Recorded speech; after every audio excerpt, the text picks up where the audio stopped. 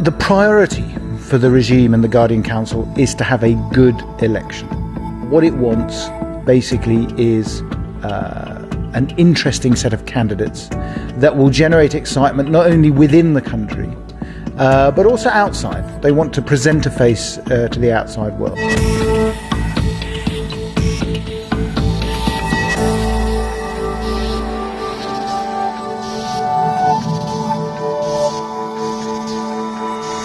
The Guardian Council, which is the supervisory body in Iran for elections and the checking of ratification of laws, has just announced its list of candidates for the forthcoming presidential election, which is due to be held on the 14th of June.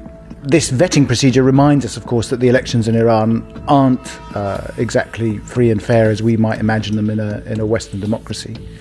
But this vetting procedure has existed really since the inception of the Islamic Republic. So perhaps there's little difference in structure there.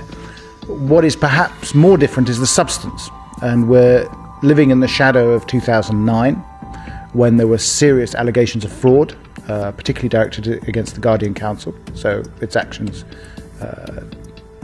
will be viewed and scrutinised very carefully, but also the growth and power of the leadership in that time. So these are the two important contexts that we have to bear in mind when we're looking at the election that is about to take place over the next 3 weeks. The priority for the regime and the Guardian Council is to have a good election. It wants to have an election that seems dynamic, that encourages public participation, and therefore what it wants basically is an interesting set of candidates that will generate excitement not only within the country but also outside. They want to present a face to the outside world. Well, after extended deliberations, the Guardian Council has finally come out with its list of candidates, and much to many people's surprise, they've decided that Rafsanjani is, for reasons of physical debility apparently, and other political leanings, that he's not suitable to run for the office of president. Rafsanjani's entrance, of course, generated the interest that they needed. It's done a bit of a trick, it's piqued interest certainly abroad, but now they've decided that it's time to put that one to bed.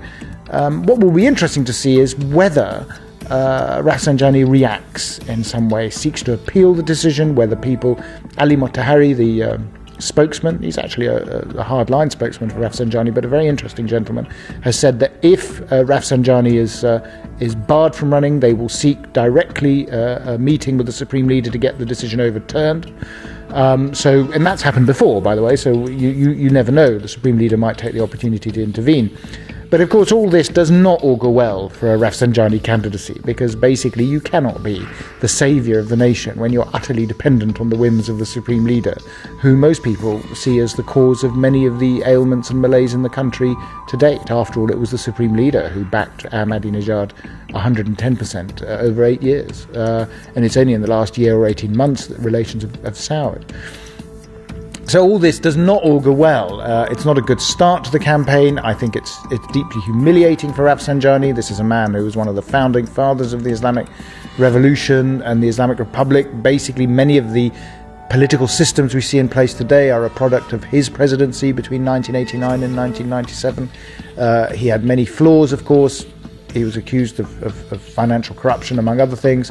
But I think as a swan song to his political career, this is not the way he would have liked to have gone. The decision not to allow Mashai to stand, which was the other, I suppose, controversial candidate, was probably more predictable, in the sense that Khamenei, all the way back to 2009, had made it very clear that he didn't like him, that he considered Mashai to be the leader of what they called the deviant current. Mashai incidentally spent the considerable part of last week trying to diminish or reduce this aspect of his character. He kept saying, I think he went to Rome and he gave a speech saying, the Véleta Fari is dearer to me than my own life, and so on and so forth, in order to basically try and assuage these sort of fears. But as it happens, I don't think it was enough, and Mashai made it clear that if he was barred from running, he would seek legal redress, i.e. he would make an appeal. So we have to wait and see what the outcome of that will be, but I don't hold out much hope for him. The other thing we have to wait and see is what Ahmadinejad's reaction to this barring of his nominated successor is going to be. And Ahmadinejad has made a number of threats, but let's see if he delivers on them. The other candidates that have been ratified are generally a mixed bag of sort of orthodox principalists, as they call them, i.e. ultra-conservatives, basically those that are loyal to the supreme leader. The most prominent of these, in many ways, of these other candidates are Ali Akbar Velayati, who was the former foreign minister under Rafsanjani, who is now advisor to Khamenei. He's considered actually not so much as someone who might win the presidency, but someone who will be a good deputy. And he spent the good deal of the last week saying very rude things about his former boss, it has to be said, Rafsanjani, which is quite interesting. Then there's the Top Gun candidate, Ghalibaf, Mohammad Bagher Ghalibaf, who's currently mayor of Tehran. He again was seen as someone, as I sort of mentioned the description as the Top Gun candidate last time. He even produced as part of his campaign pack a specific brand of Ghalibaf eau de cologne, which I thought was quite peculiar. But anyway, he likes to portray him. He says, I'm a licensed pilot. I can fly 747s, and I'm rather macho, and so on and so forth. So he's giving himself this sort of presentation as a sort of a modern man. But recently he's sullied that somewhat by, allegedly, shall we say, a tape having come out of a speech he gave to the Basij where he said how much he enjoyed beating protesters. Actually, I think in 1999 of all times, but even possibly later. Now he's denying this. He's saying that's certainly not true, and I never made these allegations. But it's somewhat dampened his street cred as a progressive man. And then, of course, I think the front runner, which I still think is probably the one that Khamenei would like to win, and if things go as last time, then I suspect he may win. Actually, is Saeed Jalili, who's the current nuclear negotiator, who really is Mr. Austerity. He's quite a Puritan, but I have to say, unlike most of the other candidates who've had their sites filtered and other aspects of their internet connections blocked, Jalili seems to be a thoroughly modern digital user. He's got his own Twitter account. He's got his own Facebook account, I understand. He's using all sorts of digital media in order to reach out and appear very modern and progressive. And in many ways, he's now being put out as the front runner of this sort of hardline conservative camp. So this is the person in some ways to watch. The issues that I think will dominate the election are going to be fundamentally economic. The economic situation in the country is at the root of most people's grievances. And of course, this carries with it a number of implications.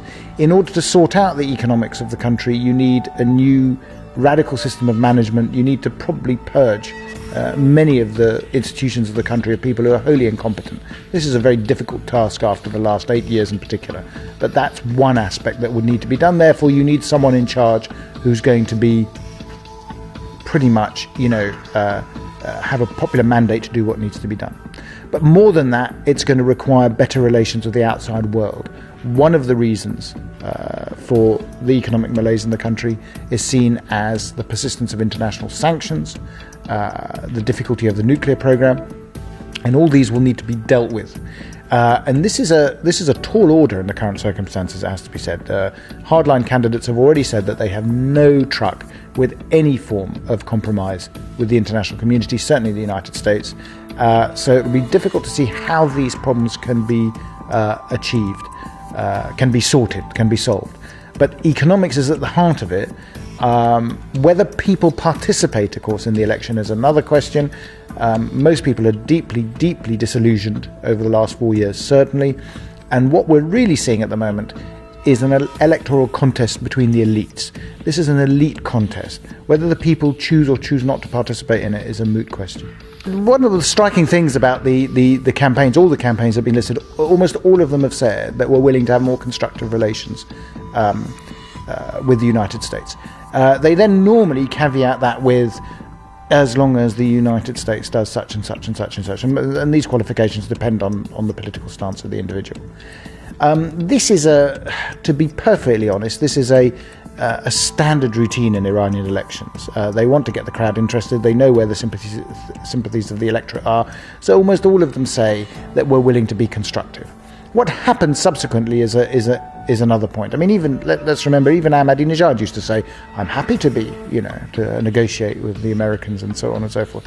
So all of them at least put out the idea that this is possible. Most of the other candidates, Jalili, Velayati, Ghalibaf, and all the others, are so beholden to the Supreme Leader, and the Supreme Leader has made it absolutely clear, and he's said it a couple of times actually, just to put everyone on a sort of a caution, that foreign policy is my remit.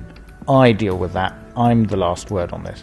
That doesn't really give us a very positive feeling given the Supreme Leader's actions in the past, unless he has a Damascene conversion, which is entirely possible. But I think nothing will change on the foreign policy front until the economic situation becomes extremely, visibly, obviously bad.